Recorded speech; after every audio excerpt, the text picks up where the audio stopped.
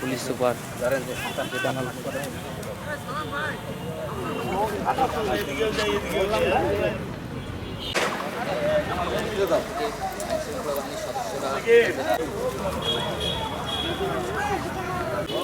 দিনাজপুরের ঐতিহাসিক যেটাকে গোরে শহীদ মাঠ, যেটা হলো আমরা স্থানীয় ভাষায় বলি যে বড় মাঠ, এখানে তো অন্যতম একটা বৃহৎ ঈদ জামাত অনুষ্ঠিত হবে।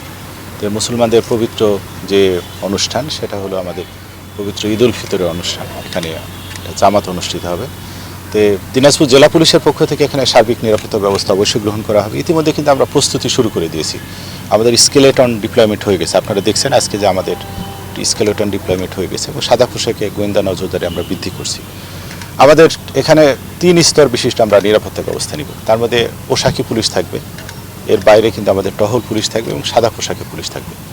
আপনারা জানেন যে এখানে 20টা গেট করা হবে, 20টা গেট দিয়ে কিন্তু লোকজন প্রবেশ করবে। তো প্রত্যেকটা গেটে কিন্তু আমাদের আরসওয়ে থাকবে এবং মেটাল ডিটেক্টর থাকবে। সবাই কিন্তু ওই গেট দিয়ে প্রবেশ করতে হবে। এখানে আমাদের একটা শৃঙ্খলারও বিষয় থাকবে। এর বাইরে আমাদের সবচেয়ে বড় যে চ্যালেঞ্জটা হয় সেটা হলো ট্রাফিক ব্যবস্থাপনা নিয়ে।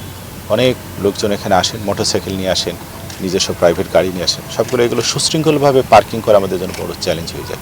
সব মিলায় অন্যান্য সংস্থা সহ দিনাজপুর জেলা পুলিশ, পৌরসভা, জেলা প্রশাসন, তারপরে ঈদগাহ মাঠের যে কমিটি আছে, সবাই মিলে একটা সুন্দর ঈদের জামাত অনুষ্ঠানের জন্য আমরা সব সার্বিক প্রস্তুতি গ্রহণ করেছি।